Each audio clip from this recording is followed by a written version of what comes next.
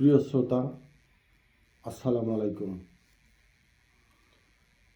আজকের যে ভিডিওটা আমি করতে যাচ্ছি, সম্ভবত এই একটা ভিডিও বা একটা কথা বলবার জন্যই সৃষ্টিকর্তা আমাকে পৃথিবীতে সৃষ্টি করেছিলেন। আমিও আজ 65 বছর ধরে নিজেকে শিখিয়েছি, বুঝিয়েছি। আর আজকের দিনের এই ভিডিও করার জন্যই নিজেকে মানসিকভাবে প্রস্তুত করেছি। এটা আমার কথা নয়, যুগ যুগান্তর ধরে, শত শত বৎসর ধরে, হাজার বছর ধরে যে মানুষেরা, যে লোকগুলো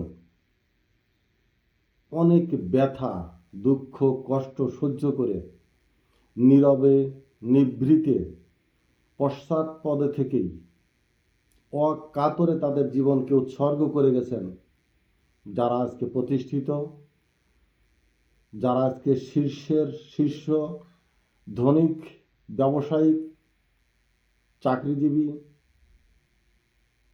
আমলা হন, উচ্চ যে কোনো প্রতিষ্ঠানের কর্ণধার হন, যাদের পায়ের তলায় সেই মানুষগুলোর ঘাম, শ্রম দিয়ে তারা এই মানুষগুলোকে বাঁচিয়ে রেখে তাদের ভোগ বিলাসিতার পণ্য জুগিয়ে গেছেন, সেই মানুষগুলোকে নিয়েই আমি আজকের ভিডিও করব। আর সেই মানুষগুলো হলো কৃষক।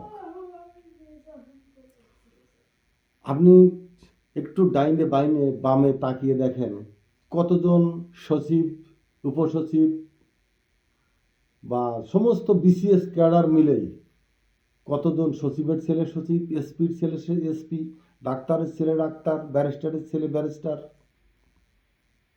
হ্যাঁ, ব্যারিস্টারের টার্ম বাদ দিলাম, ওটা ধনিক শ্রেণীর। কিন্তু বিশেষ করে বিসিএস ক্যাডার থেকে শুরু করে অফিস আদালতে যারা কাজ করছেন, শ্রম দিচ্ছেন, তারা কাদের সন্তান? 80% এই কৃষকদের সন্তান। কিন্তু আমি কেন জানি না যে নিজেও কৃষির সাথে জড়িত ছিল, ছোটবেলা বাবা মায়ের সাথে কৃষির সাথে, মাটির সাথে মিশে এই কৃষকের কাজকেই ধারণ করে সেখান থেকে অর্থকড়ি নিয়ে, টাকা পয়সা নিয়ে নিজে প্রতিষ্ঠিত হয়ে একসময় এই কৃষকদের নিয়ে কথা বলতে তারা ভুলে যায়। এই একটি সমাজ এতটা নিগৃহীত, নির্যাতিত, অবহেলিত, যারা প্রতিটা মুহূর্তই নিরবচ্ছিন্নভাবে মানুষের মুখের আহার, সুস্বাস্থ্যের জন্য খাদ্য, পুষ্টি জোগাড়ে নিজেকে ব্যস্ত রাখে, স্বামী, স্ত্রী, সন্তান নিয়ে। অথচ তাদের জন্য রাষ্ট্র কোথায় কতটুকুন জায়গা রেখেছেন? আজকে আমার সেটা নিয়েই প্রতিবাদ হবে, সেটা নিয়েই কথা হবে। তাদের জন্য প্রথম আমার দাবি, সংবিধান কি হচ্ছে জানি না, তারা সংবিধানের ধারে না। সংবিধান কি তারা বোঝে না। সংবিধানের বাইরের লোক তারা। সংবিধান হয়তো তাদের জন্য একটি ভোটের কথাই, অধিকারের কথাই বলা হয়েছে। আর কি কোথায় বলা হয়েছে কোনো কৃষক জানে বলে আমি জানি না, বা কোনো কৃষক তার প্রতিফলন পায় কি না আমি জানি না।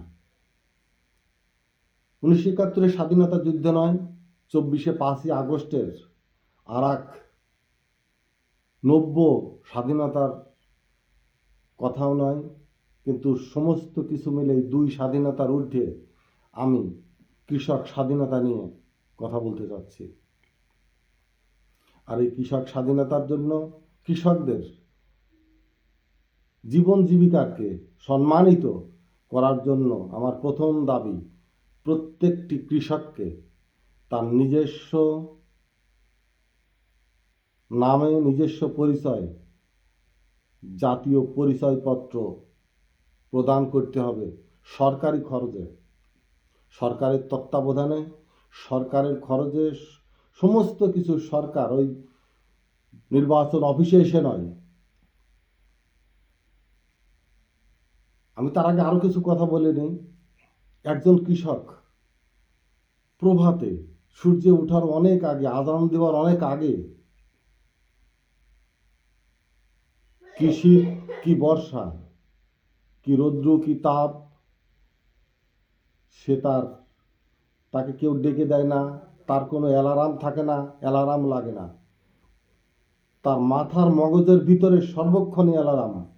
তার মাঠ, তার ক্ষেত, তার শস্য, তার সন্তানের মুখের আহার যোগানোর পাশাপাশি তার নিজের অজান্তেই একটি রাষ্ট্রকে খাদ্যে স্বয়ংসম্পূর্ণ করার সংগ্রামে যে মানুষগুলো লিপ্ত থাকে, তাদের কি কোনো নির্দিষ্ট সময় আছে কখন খেতে যাবে, কখন আসবে?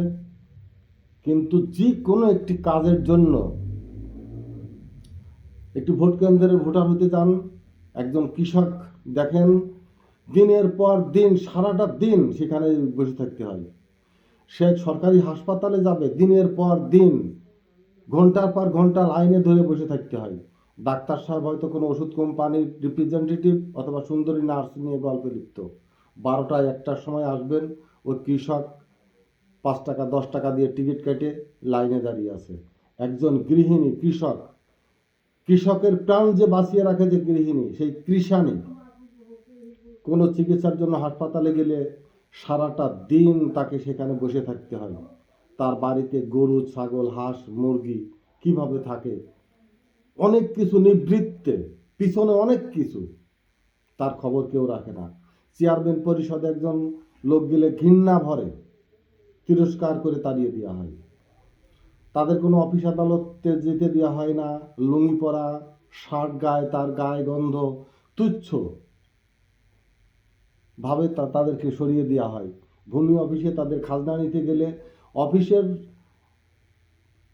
বাবু সাহেব তো বড় কথা, যে চামচারা থাকে টাকা নিয়ে কাজ করে, তারা পর্যন্ত তাদের বাইরে বসে রেখে তাদের পকেটের টাকা নিয়ে এসে তাদের কাজ শেষ করে তাদের ফেরত দেওয়া হয়। দিনের পর দিন বসে থাকতে হয়।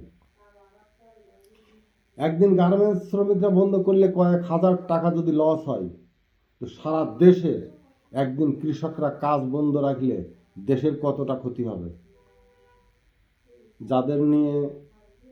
যাদের কাছে আপনার ভ্যাট যোগ্য পণ্য বিক্রি করছেন, যাদের কাছে আপনার ব্যবসায়িক বাইরের থেকে আমদানি করা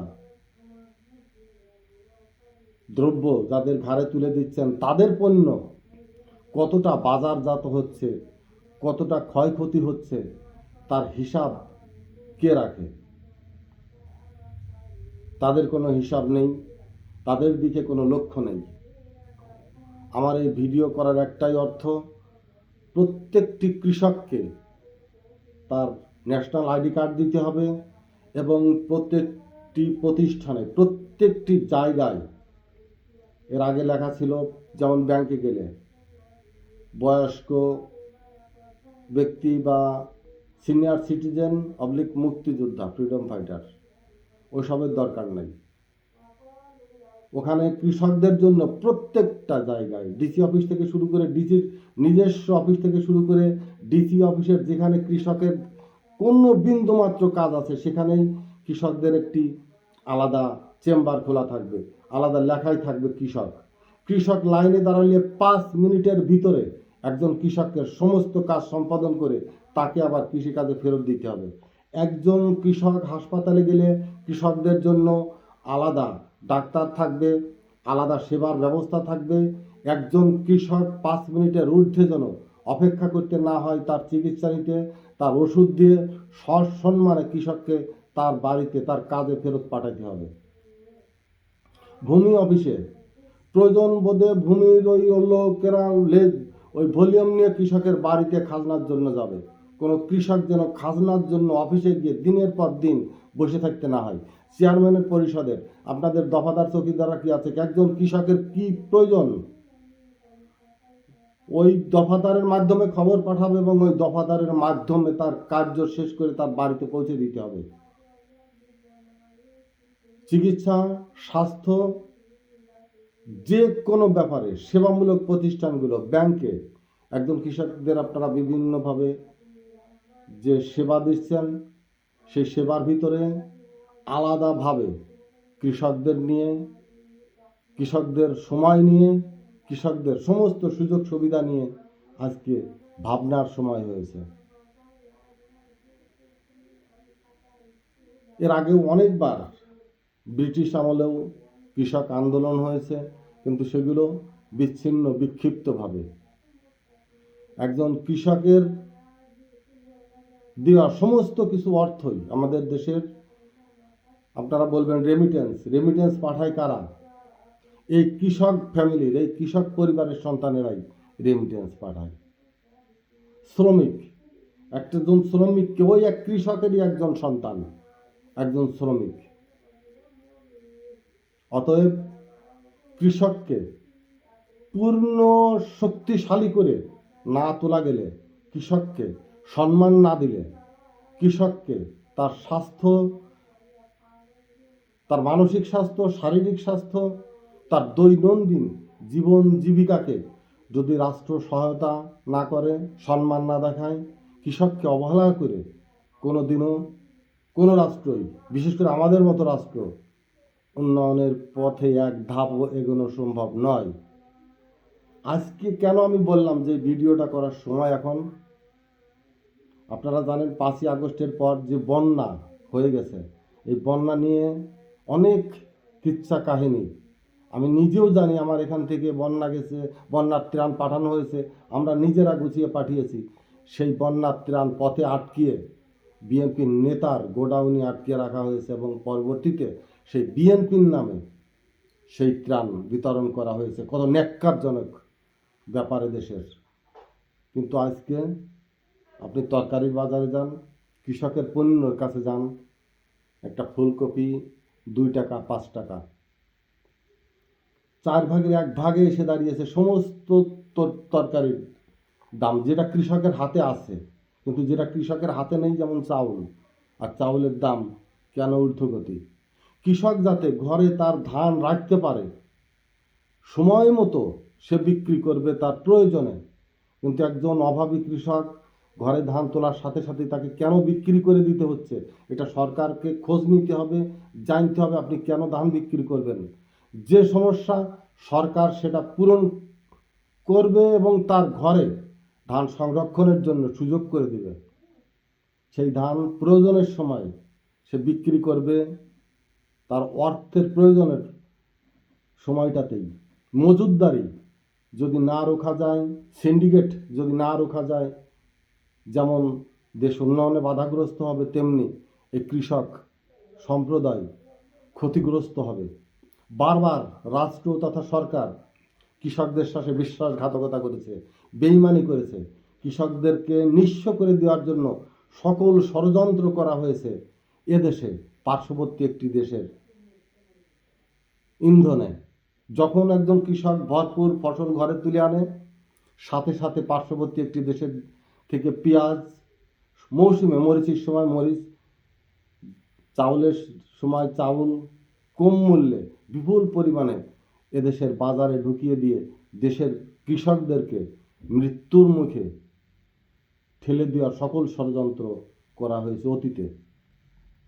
আমি আজকে দৃঢ় কণ্ঠে আবার উচ্চস্বরে, সংগ্রামের স্বরেই বলতে চাই, কৃষককে নতুন করে তাদের আইডি কার্ড দিতে হবে এবং বাংলাদেশের রাষ্ট্রে সারা দেশে সে যখন যে প্রয়োজনেই যাক, তার কাজের জন্য সেই আইডি কার্ড উপস্থাপন করার সাথে সাথে সর্বাগ্রে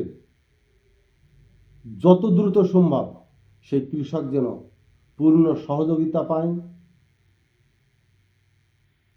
এবং আরও অনেক কিছু আছে এর পিছনে, আমি ছোট করে ভিডিও করলাম, পরবর্তীতে হয়তো আবারও কথা বলবো।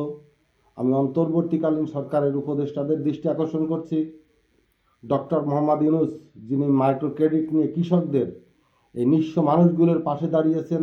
আমি তার দৃষ্টি আকর্ষণ করেই বলছি, আপনি যদি প্রকৃতপক্ষেই গরিবের বন্ধু হন, গরিবকে সাহায্য করতে চান এবং কৃষকদেরকে স্বাবলম্বী করে তুলতে চান, ঋণের সাথে আপনার গ্রামীণ ব্যাংকের লোনের সাথে কৃষকদের একটি আইডি কার্ড করে দিন এবং সেই আইডি কার্ডের মাধ্যমে কৃষক যেন সর্বক্ষেত্রে রাষ্ট্রের সকল নাগরিক সুবিধা পায়, তার পদক্ষেপ নেওয়ার এখনই সময়। এরপরে যদি না হয়, নতুন করে কৃষকদের সমন্বয়ে কৃষক আন্দোলন গড়ে তোলা হবে এবং কৃষক আন্দোলনের প্রস্তুতি আজকের ভিডিওর আপলোডের পরেই আমি আমার মাথায় নিয়ে সেই পদক্ষেপেই এগিয়ে যাব ইনশাল্লাহ। আসসালামু আলাইকুম।